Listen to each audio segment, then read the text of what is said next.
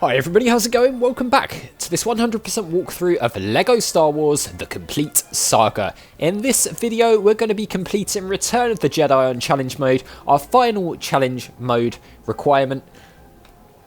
And we're going to be doing all 6 chapters in this one video, starting things off with Jabba's Palace. Okay, here we go. As we begin the level, we're going to head right to our right up onto this ledge here to collect Minikit number 1. And then we're going to head all the way to the left of the same area and switch to a Dark Force character to get rid of these bricks. Switch to a grapple character to go up onto this ledge. And then grapple up one more ledge. Run along this area, drop down onto this ledge for Minikit number 2. Now once you get inside Jabba's Palace, you're going to get to your first Bounty Hunter panel here. We're going to swing a left into this area and run around this railing to pick up Minikit number 3.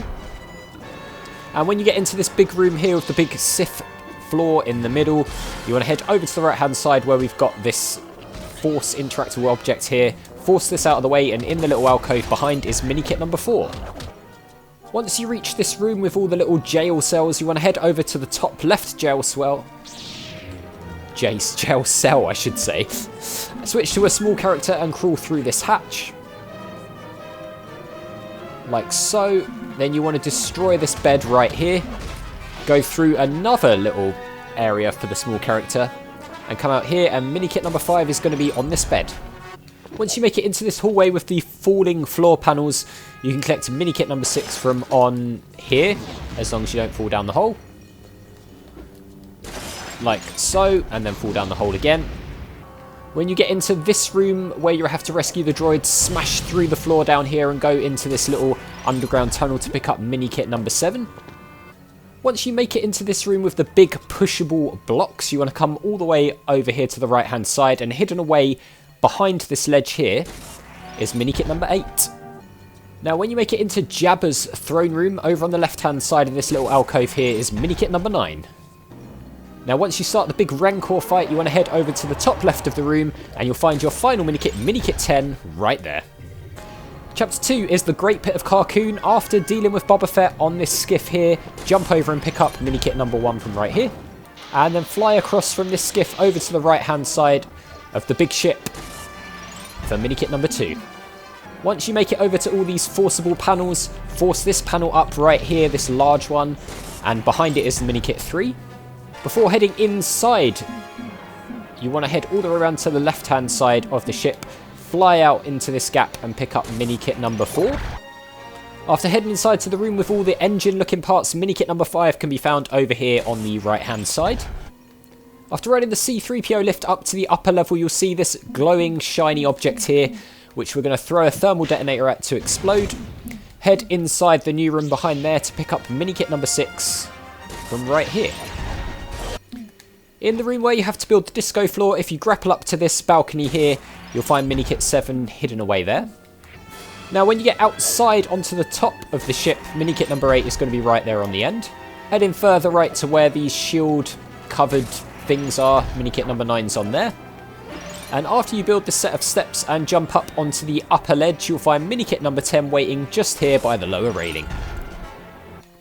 So, Speed of Showdown is Chapter 3. As soon as you start the level, head to the left here to pick up Minikit number 1 from in these bushes. You do also get a 15-minute time limit in this one to make up for the fact that this level is a little bit fiddly in places. Now, when you drop down into this area and the speeders show up, very slowly, head down towards the bottom left corner of this area to find Minikit number 2 right there.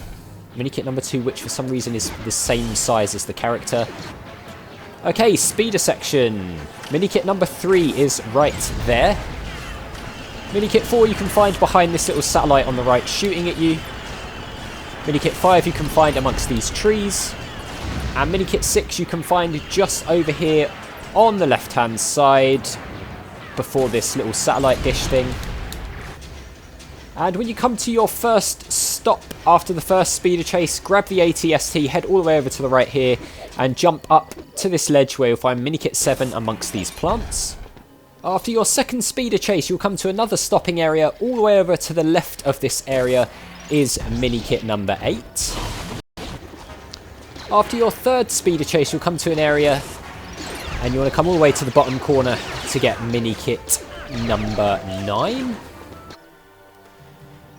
When you get into the final area of the level here, rebuild these pieces here to create a grapple panel. Use a grapple character to go up onto this balcony and collect your final Minikit, Minikit number 10. We move on to Chapter 4, the Battle of Endor. First thing we want to do is jump up onto this chair here, and our player 2 is going to force us up to this ledge to collect Minikit number 1. Eventually. Then we're going to run over here and run behind this house to pick up Minikit number 2. Once you make it over onto this area with the purple canister there and the panel behind the door, Minikit 3 is down here on the lower part of this balcony. When you get to the lower part of the Ewok village with this chessboard looking layout here, Minikit number 4 can be found right here at the back of the area. After leaving the Ewok village, head down from the elevator to where these purple blocks are, rebuild the grapple point, then use it to fly up here onto this ledge to where you'll find Minikit number 5. After you drop down this gate with this lever, pick up Minikit number 6 from right in front of the river. In the next area where you have the catapult, head to the bottom right of the area behind this big fallen tree for Minikit 7. And then after using said catapult to destroy the big fence, head into these bushes on the left behind this tree is Minikit number 8, quite well hidden away. Now before you actually head inside the base, on the right hand side by the door behind these plants is Minikit number 9. After you make it inside the base, head left in the control room over to this door, destroy the door and head inside, and then head over to the right hand side, and at the back of the room is Minikit number 10. Time for Chapter 5, Jedi Destiny. As the fight begins, use the Force to create a little thing to jump on here and jump up to this ledge here for Minikit number 1. Once you come down the stairs and deal with the Emperor's guards, run underneath the stairs, and at the back of this little area here is Minikit number 2. When you get down to the area with the central column, head over to this Stormtrooper door and use a Stormtrooper to open it up. And inside behind the door is Minikit number 3. Now head further around this central column to where you will find a Bounty Hunter panel and do exactly the same thing. Use a Bounty Hunter to open up the door. And inside the door is Minikit number 4. Now head from the central column towards this area here where you can see the Sith panels up above. And come over to the left hand side and jump up into this window to collect Minikit number 5.